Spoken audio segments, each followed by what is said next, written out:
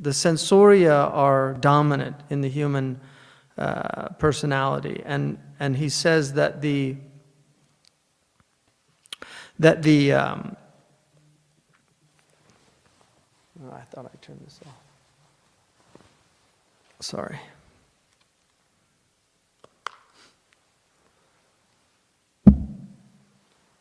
These problems, technology, it's very rude, just interrupts, no manners.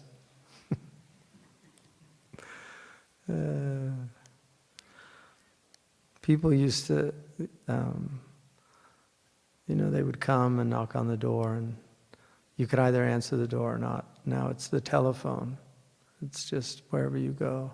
Shaykh Khatri, he said that people talk about servitude in Mauritania, but he said the servants in Mauritania, he says once they're over the hill, they're gone. You can't call them back. But he said, here, everybody's the slave, because he said they just call on the phone and suddenly they're, we need you at the office. So he says that the problem is that people don't want to obey the intellect because it's telling them to do things that they they want to do them, and it's telling them not to, or telling them to do something that they don't want to do. So he said that for this reason it said al-aqlu sadiqun maqtu'un wal-hawa aduun matbu'un, that the intellect, and it's important to remember that when they use intellect, they don't mean the same thing that we mean by intellect today. The aql is a light, it's an immaterial light that we perceive reality with.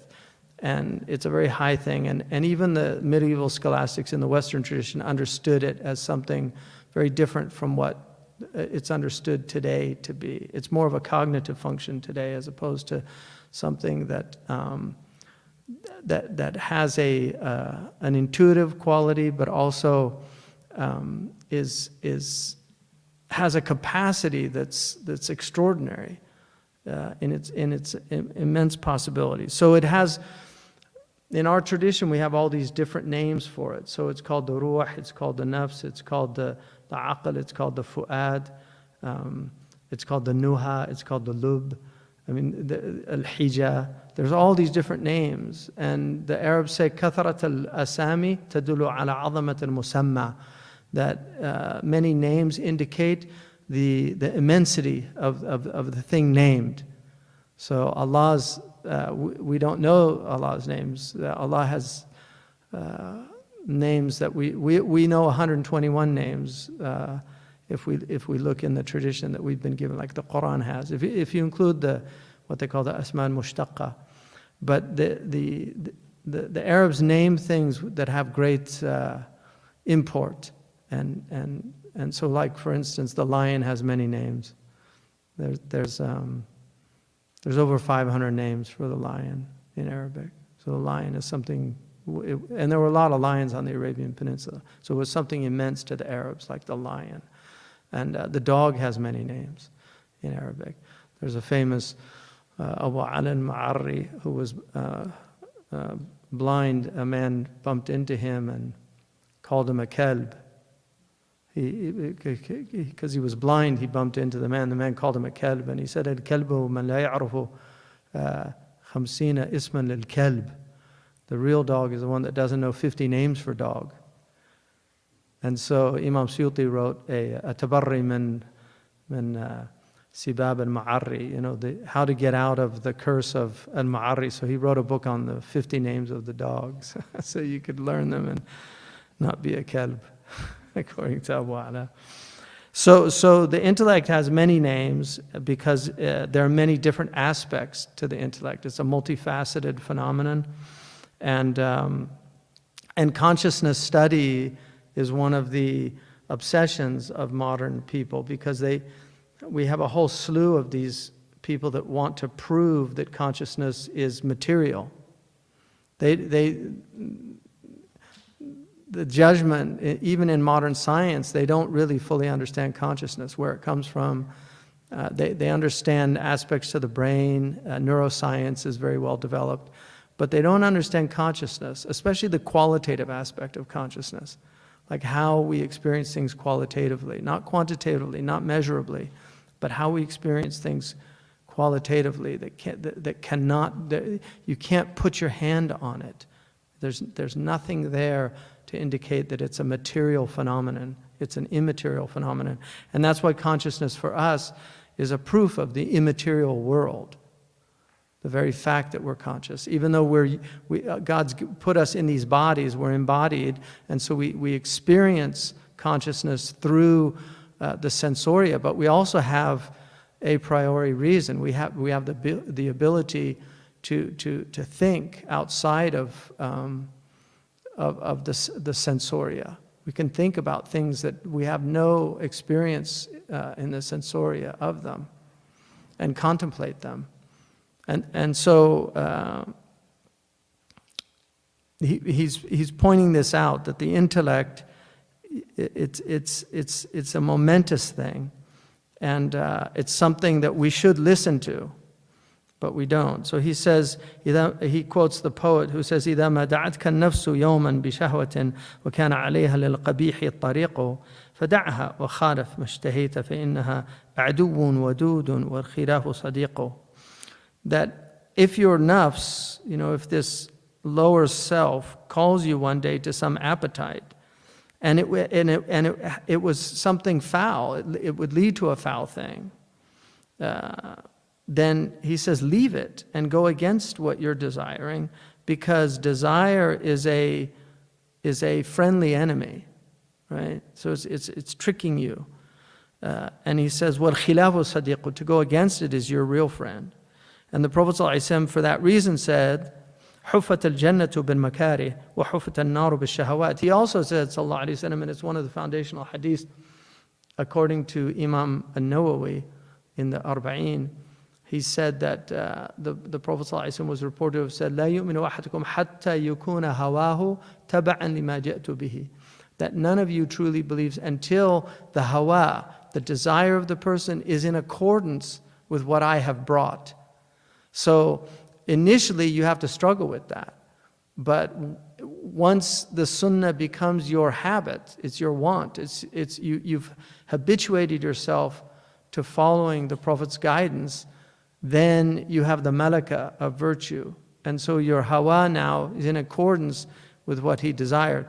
I was with a man once who now apparently lives in Arizona and has a coffee shop, but I was thinking, somebody was telling me about him yesterday, but I remember he had just become Muslim, and that somebody offered him a date, and he said he didn't like dates, and the person offering him a date said, oh, the Prophet loved dates, and he said, oh, I love dates, and he took the date and ate it, and that is the way we should be with the Prophet ﷺ. Even though you don't have to follow what were those things that were cultural to the Prophet ﷺ. There are certain things that are cultural. They're not really sunan. They're cultural things. But people who love the Prophet ﷺ will even follow those things. So the Prophet brought us this amazing tradition, and so we should love it. And our hawa, our desire, should be in accordance with it. ولذلك يحتاج الإنسان أن يقاد في مبادئ أمره إلى مصالحه بضرب من القهر. And for this reason, the human being should be led in the beginning of his affair to these benefits with really a type of coercion. In other words, you should coerce yourself. It's not from outside. لا إكراه في الدين. You can't coerce people to virtue. I mean, obviously, your children, you have some level of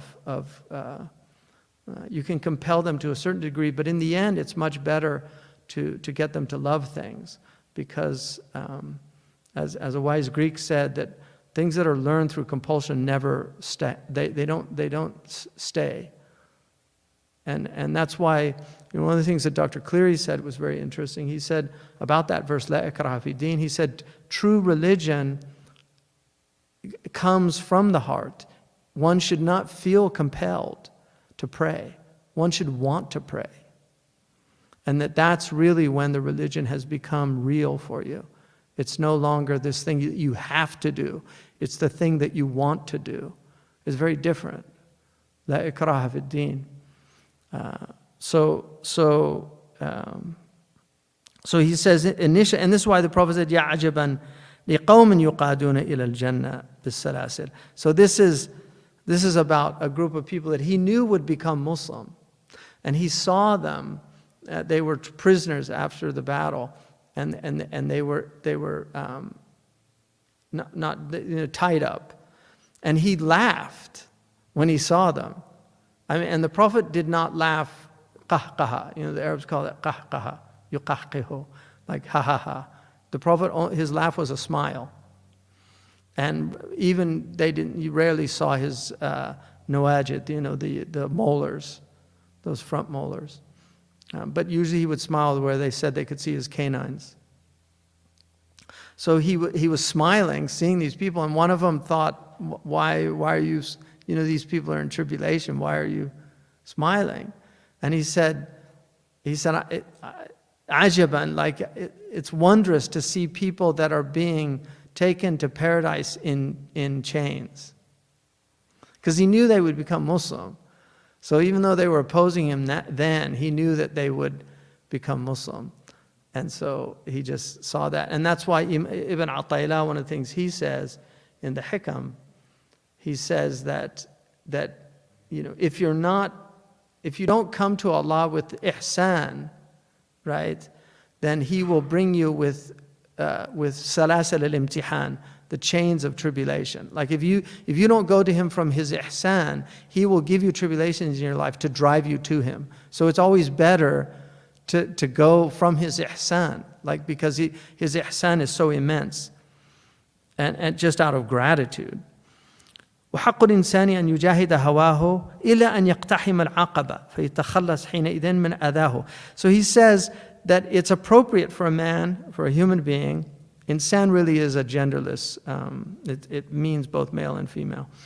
حق الإنسان أن يجاهد هواه, to struggle against one's passion, إلى أن يقتحم العقبة, until you actually reach the acme. So you've gone up the steep ascent, which is difficult. I just climbed a hill, and by the end of it you're huffing and puffing, but when you get to the top there's a great relief.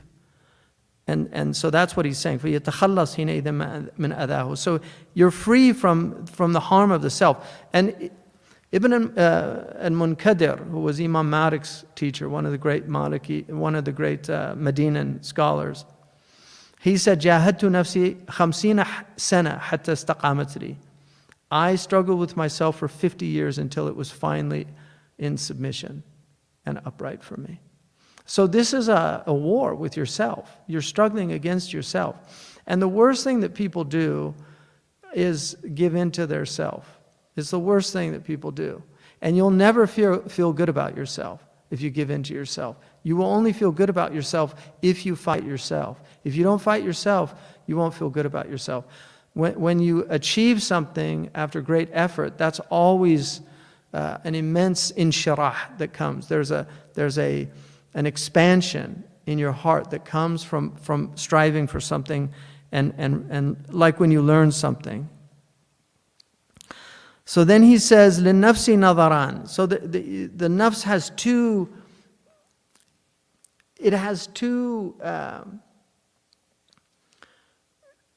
There's two things that the soul is directed to. It's looking to two things. نظر إلى فوق نحو العقل.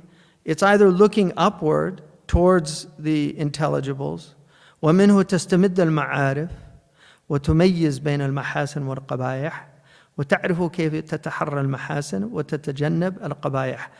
And from that, it's able to master, draw from these sciences and knowledges, and also distinguish between what is good and what is evil, what's ugly and what is beautiful.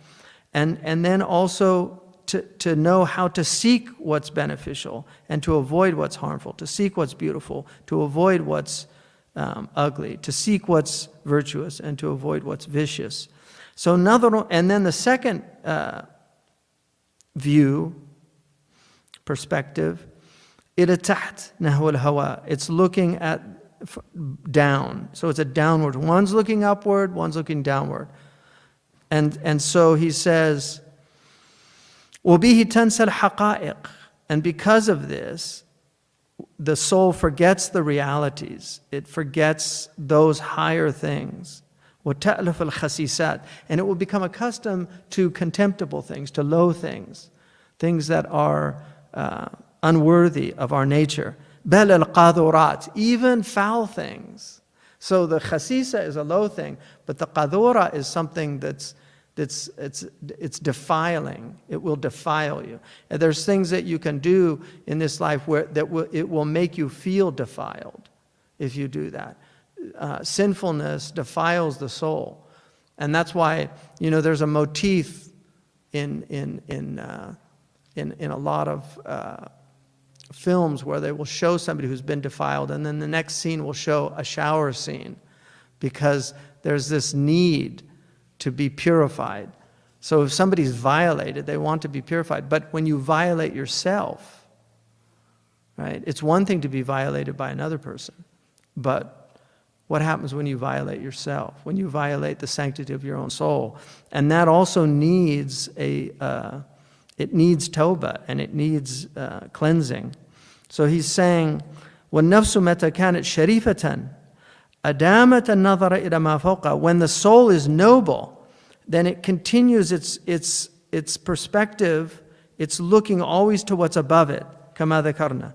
وَلَا تَنظُرُ إِلَى مَا دُونَهَا إِلَّا عِنْدَ الضَّرُورَةِ. And it will not look at what's beneath it except out of necessity. ولا تتناول اللذات البدنية إلا بحسب ما يرسمه العقل المستمد من الشرع. And it will not engage in these pleasures except to the degree with which, and he's talking about the bodily pleasures, اللذات البدنية, except to the degree with which reason has decreed it to be appropriate. So there is a time Allah has made us passionate beings. We have appetites. They're important, and through it we sustain through food we sustain our bodies, through intimacy we sustain our species, and also take respite from the dunya. So this, he's not saying that we're not like these sannyasis or the monks. The Prophet said, "La rahbaniyata fil Islam." There's no monkhood in Islam. The Prophet ﷺ, he said, my sunnah is to marry. I marry. He said, atazawwaj. He said, whoever turns away from my sunnah is faqad aba. Man raghbi an sunnati faqad aba. Whoever turns away from my sunnah, he's refused.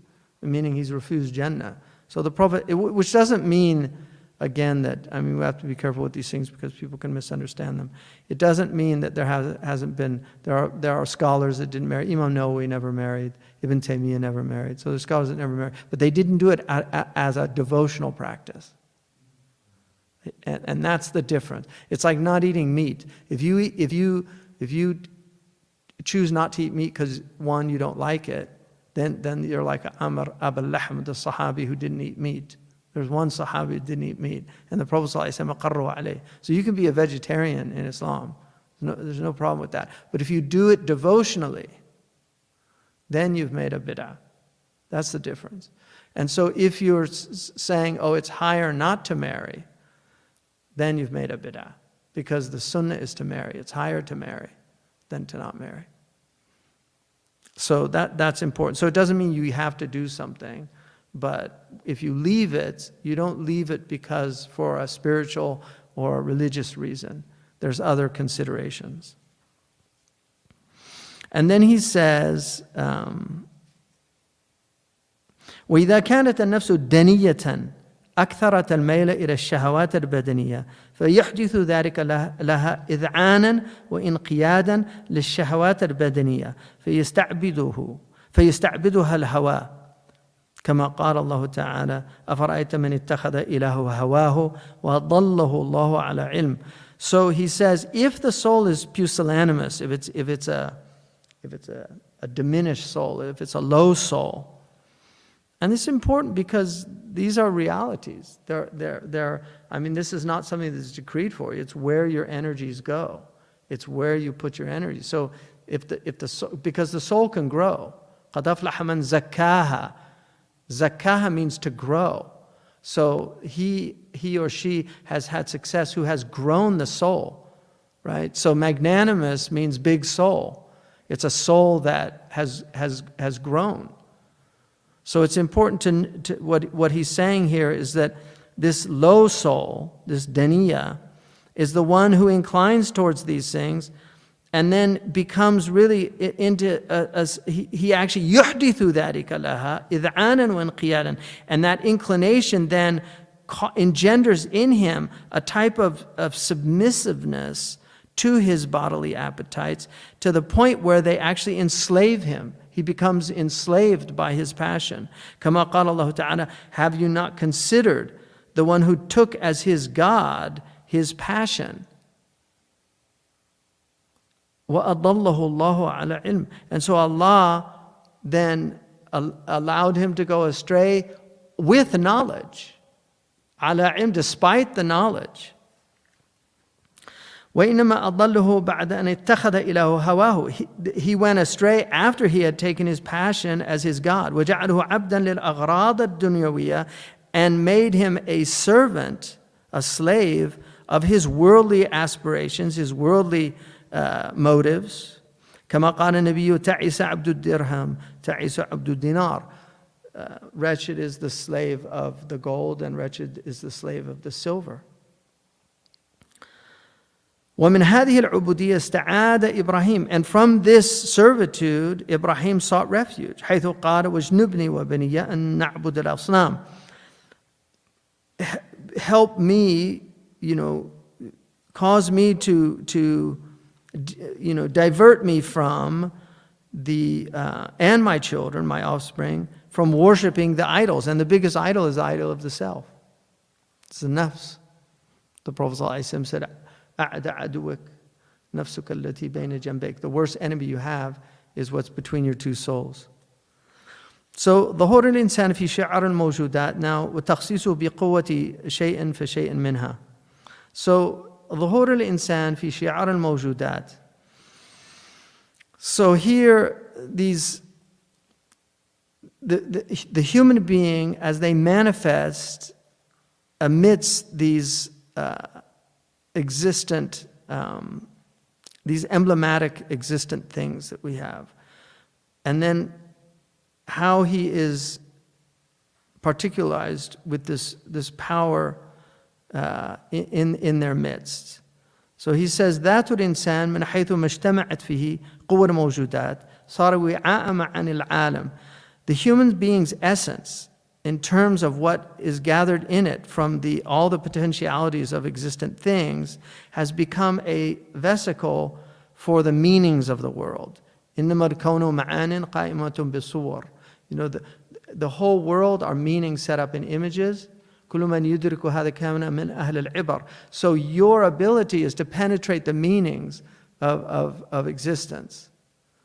That's what you have. And so that's what he's saying, that you are a wi'a for ma'ani al-alam. You are a wi'a for ma'ani al-kawn.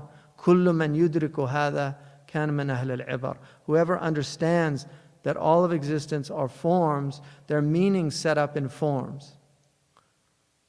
But people get lost in the form. They get lost in the surah and they lose the ma'na.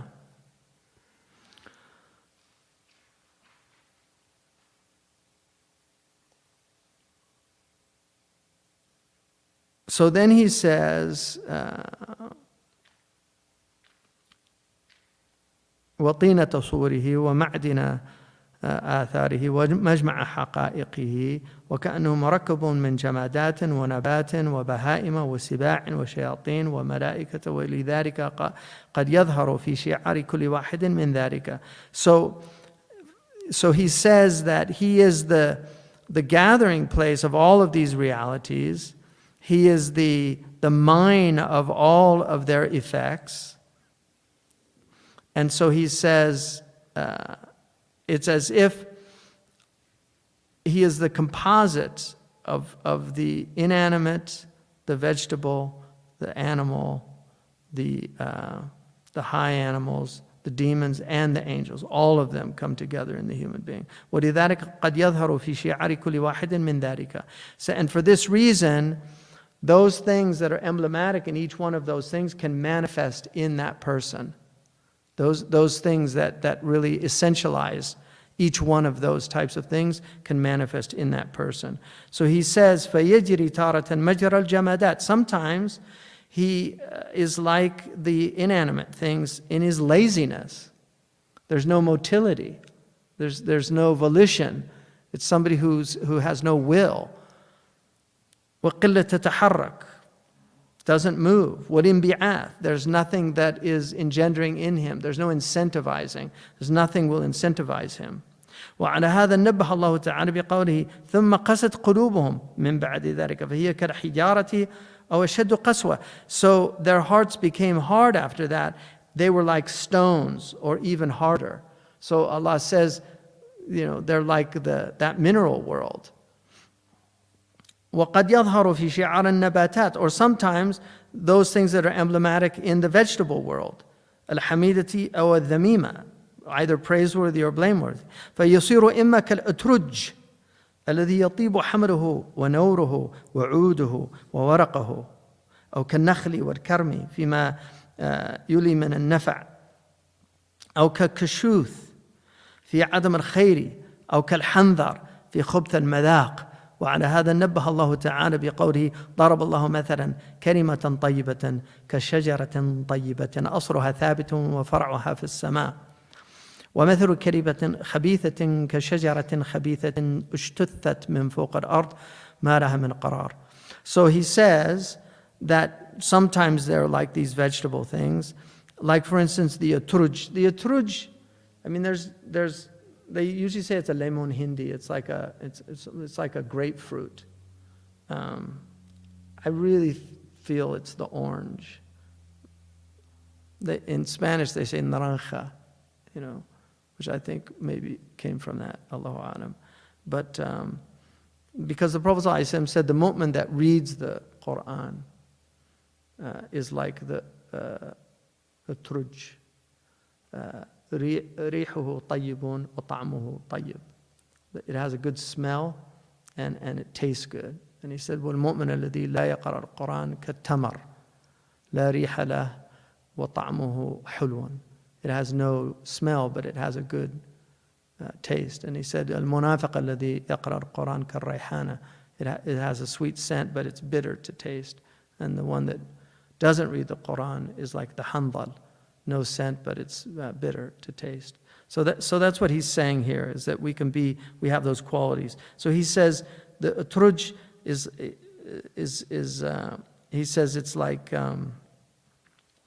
it has a good scent, it has a beautiful flower, it has nice the oud is good, the wood and the leaf of it, or like the date palm, or like the grapevine, in that they give so much benefit, because they give benefit not just in their food, but also in all the uses. I mean, the Arabs used the date for so many things.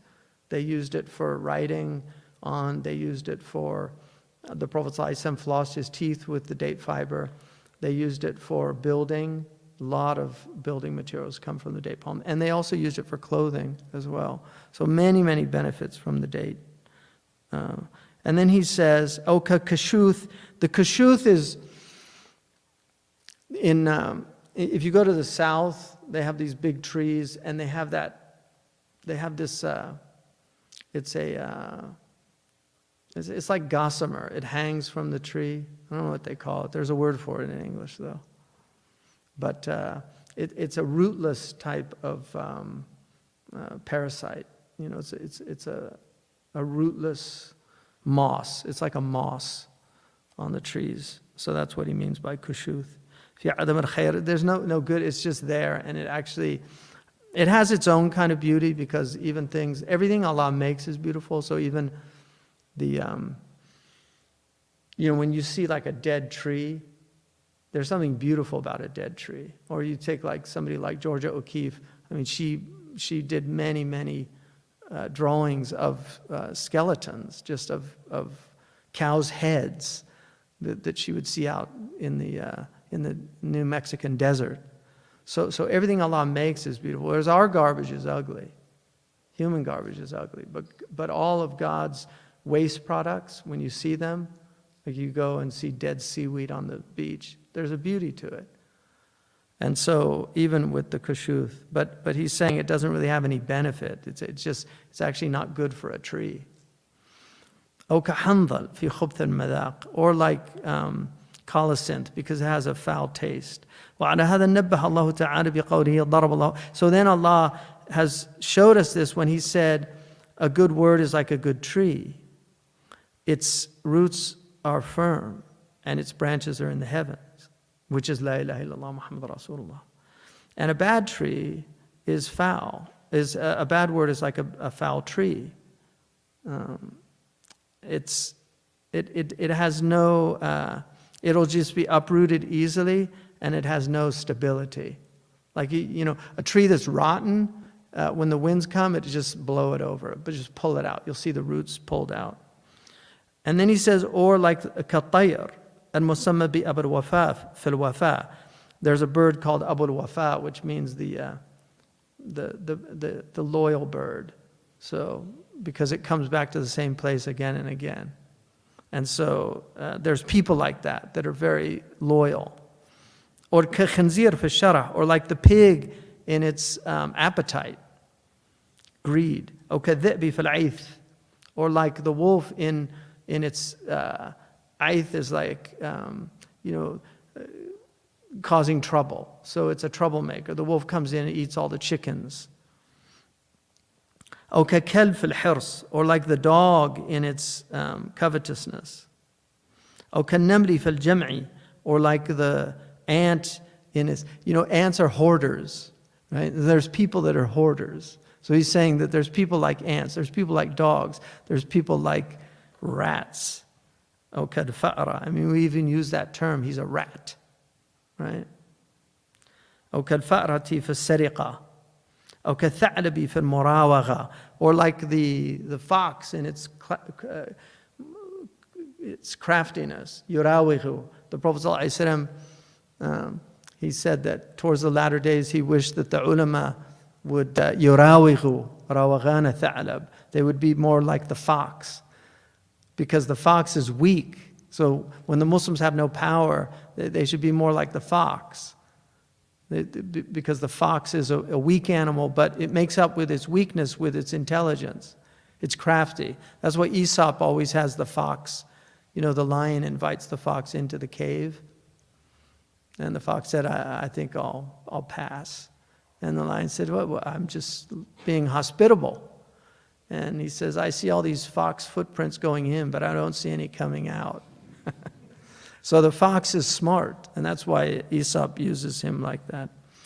So, أو كالقرد في المحاكاة, or like the monkey in its imitative nature. The monkey does yuhaki, right?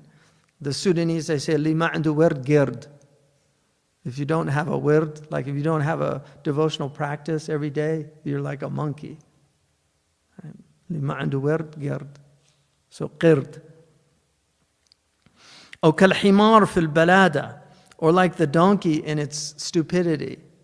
The donkey is like a dumb animal. It doesn't obey, right? And it'll just, you can beat it, and it's just, it won't budge. It's got this stubbornness to it. أو كالثور في الغمارة, or like the thawr in a kind of its rashness.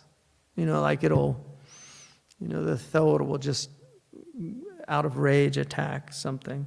وعلى هذا النحو من المشابهات دل الله تعالى بقوله وما من دابة في الأرض ولا طائر يطير بجناحه إلا أمثالكم ما فرطنا في الكتاب من شيء ثم إلى ربهم يحشرون. So there's no dabba. Dabba is anything that walks on the earth. Dabba yadibbu dabiban. Anything that walks on the earth is dabba.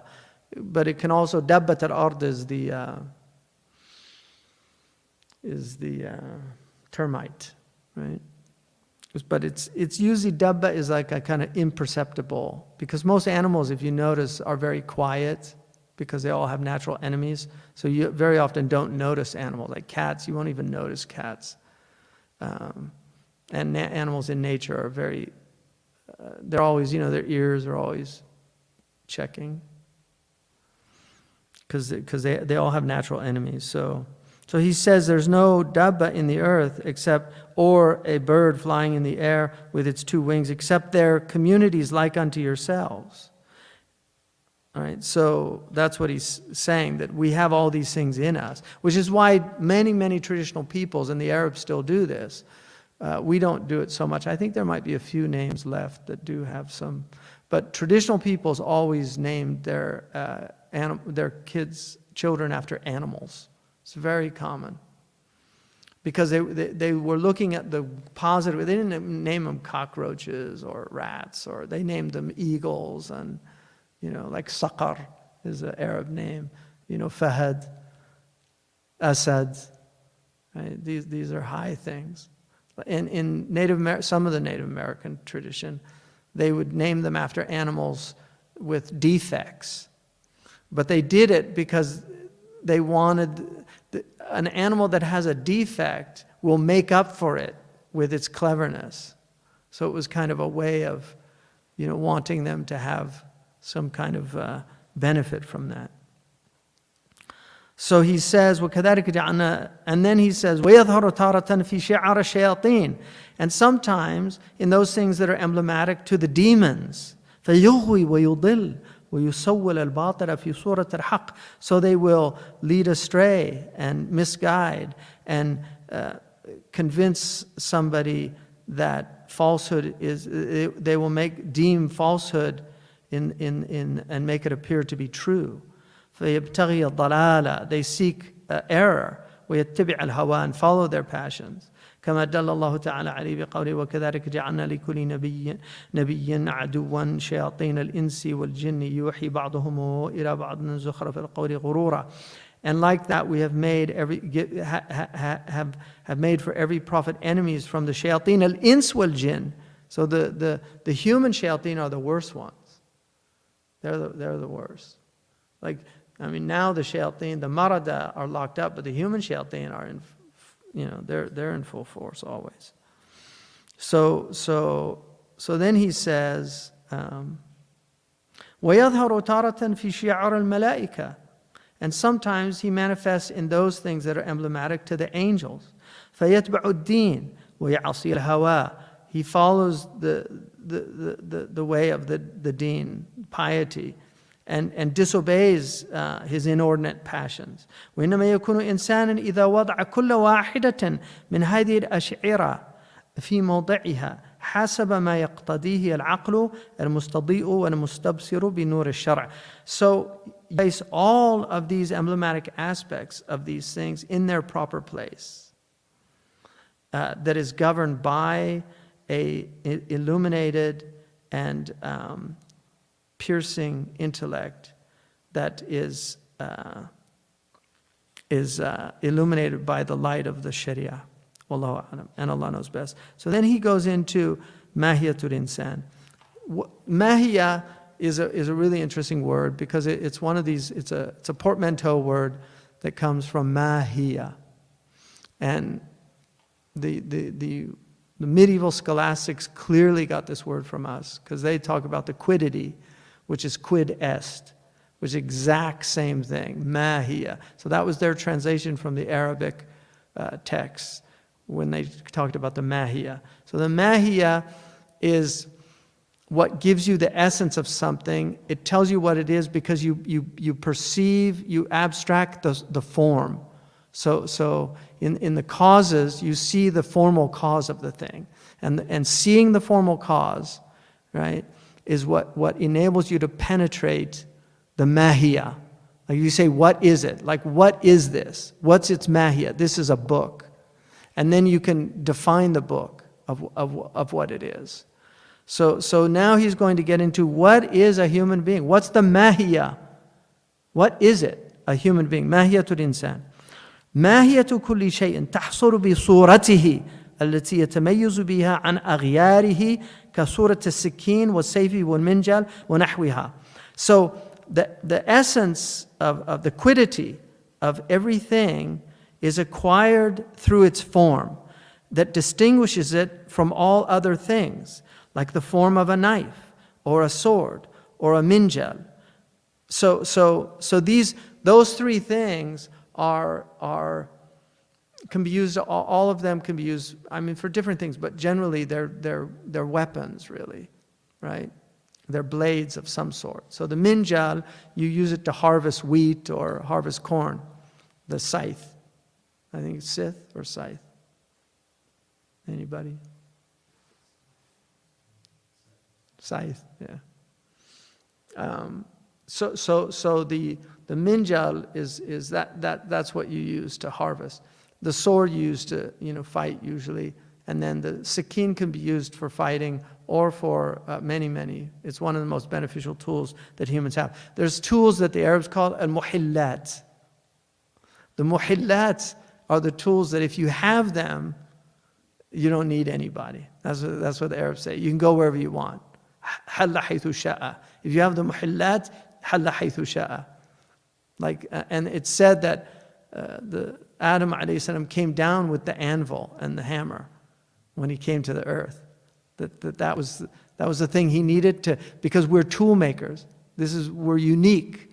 There are many creatures build houses, but no creatures use tools. Right? Not like humans. We make tools. So these are the mahillat. So you know us the different. You can tell the difference between a sword and a knife by its form. I mean, obviously you get to a point where it gets fuzzy. So is it a hill or is it a mountain? I mean, this is where fuzzy logic comes in. But generally, harakan mutanatti'un. Generally you can see something clearly for what it is, and that's the form of a thing. ولما كان الإنسان جزئين بدن محسوس وروح معقول كما نبه الله تعالى عليه بقوله إني خالق من بشر من طين فإذا سويته ونفخت فيه من روحي فقعوا له ساجدين. So the human being is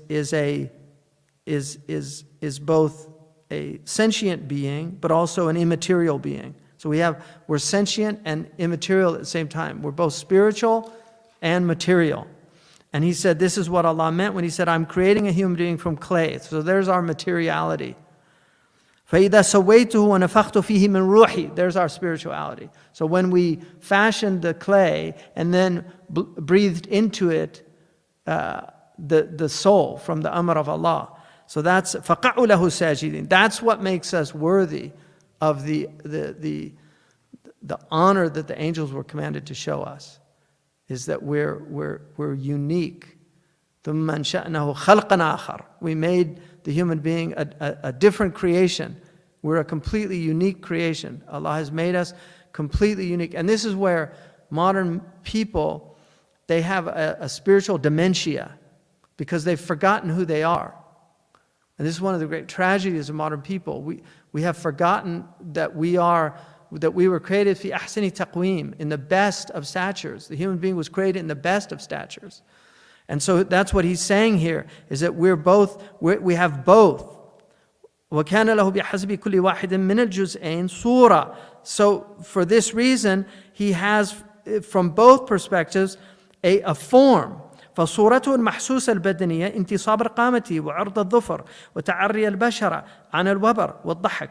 So the palpable form, the sentient form of that we can see through the sensory of the body, is that we're upright in stature, that we have these broad fingernails, that we have a denuded skin. So we have the skin is without fur, right? There's no wabar like other animals. And then dhahak, risibility, right? That's the rasam. You guys studied logic. So the had is haywan natiq, that's had al-tam, jami'un, mani'un, but then you have had al-rasam, right? The description. So the description is insanun dhahik, We're risible creatures. So those are all from the sentience of the human being. وصورة المعقولة الروحانية العقل والفكر والروية والنطق. Those are in the intelligible, immaterial, spiritual form is in the intellect, is in the understanding, is in the deliberation, is in the speech.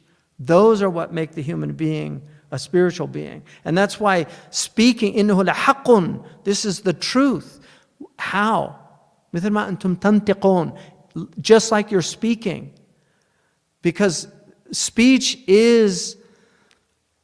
it has the materiality of sound waves and vocables and alfaz, but the meanings that are carried in it are immaterial. Those can only be understood by the intellect. So you can hear, if you hear a crow, caw, caw, I don't know what the crow's saying, right? You can hear that, but it's not intelligible to you other than that you can perceive that's a crow. Or the owl, who. What's it saying? But when we speak, and one of the things that Wolfgang Smith said, which I found fascinating, he said, if you really deliberate on speech, you will understand that as speech is coming, because where it's coming from, we don't know. This flow that comes out of human beings as we speak, this intelligible flow, and then it comes to you, and then you have to decode it. Just to understand what I'm saying, just these sentences, the sophistication of human syntax, of sentences, of all the meanings that are embedded in these words, of all the possibilities, of the fact that your mind can hear these things and put them all together. This is a complete miracle. And it's immaterial. It's immaterial. And people, we're doing it every day. And it's amazing. It's so stunning and so powerful. So that's what he's saying. Like, this is our form that proves that we are an immaterial being. قالوا فالإنسان هو الحيوان الناطق. So he's saying قالوا المناطق. The logician said the human being is a rational animal. ولم يعنوا بالنطق اللفظ المعبر به فقط بل عنوا به المعاني المختصة بالإنسان. They didn't mean this vocable that we're articulating. No, they meant the meanings that are being expressed. Right? That's what they meant by it. فقد يعبر عن جملة الشيء بأخص ما فيه. We can summarize something by just saying something very particular about it. أو بأشرفه أو بأوله. We have metonymy. We can say, oh, the White House announced today. I mean, whoa. Like, have you thought about that? Like how we use these metaphors. The pen is mightier than the sword. I mean, how did you understand that? Think about that, really. How did you understand that? How do you understand what the symbol of a pen means in relation to the symbol of a sword? Because that's not literal. That's just saying that intelligence is mightier in reality than force. Right? But how are we able to derive these meanings from these things? This is the secret of the human being. كقولك سورة الرحمن. So I can say Surah Ar-Rahman, and look what that means to you. I mean, this is amazing. That a human, because then you can think فَبِأَيِّ آلَاءِ رَبِّكُمَا تُكَذِّبَانِ. You can think all these things that I evoke by simply saying Surah Ar-Rahman or Arus Al-Quran, the bride of the Quran. All these things that come from that. Or Surah Yusuf, the 12th chapter, right? The chapter that was revealed, that tells the story, the only chapter in the Quran that is a contained story. There are many things just from Surah Yusuf saying that. It evokes all of these meanings. Surah Li'ilaf, Quraysh, right? The Quraysh are named after the shark. You know that they have San Jose Sharks? Because they use teams like sharks is a name because they're fearsome. So the Arabs called the Quraysh. They named it was one man was named Quraysh, but the tribe became Banu Quraysh, right? Because the shark is the most awesome beast in the ocean. The great white shark that's it. No, and he knows it too. He knows it. Like these, you see these falcons around here. If you've seen some of the red-tailed hawks, I've seen them perched up on these trees, and they know they're at the top of the food chain. You could just see it in them. Whereas the poor little squirrel's like petrified, terrified that a hawk's going to get him, right? But that hawk is just up there. He's not afraid of anybody. He's just looking around. They go, I think it's like they're well over 100 miles per hour. They're going like 200 miles per hour when they dive on their prey. And they're, how that nose, that beak is like that. So the air doesn't go in because it would blow out their lungs. So the beak is designed so they can dive like that. So that's from Quraysh, li'ilaf Quraysh. All those meanings that came out of li'ilaf Quraysh, just thinking about Quraysh and animals. فَالْإِنسَانُ يُقَارُ عَلَى الضَّرْبَيْنِ عَامٌ وَخَاص. The human being can be looked at from two perspectives, general and specific. فالعام أن يقال لكل منتصب القامة ومختص بقوة الفكر واستفادة العلم. So you can look at it like he's upright, he has the ability, the potentiality for thought, he benefits from knowledge. And then al-khas أن يقال لمن عرف الحق فاعتقده, those who actually know the truth. So the general humanity has potentialities. They have the form of the humanity, they have the potential, but then you have those special people, the elite, who actually know the truth and believe the truth, and they do virtuous actions. وَالْخَيْرَ, they know good. فَعَمِلَهُ, and they act accordingly. بِحَسَبِ وُسْعِهِ وَإِمْكَانِهِ, based on his ability and his capabilities.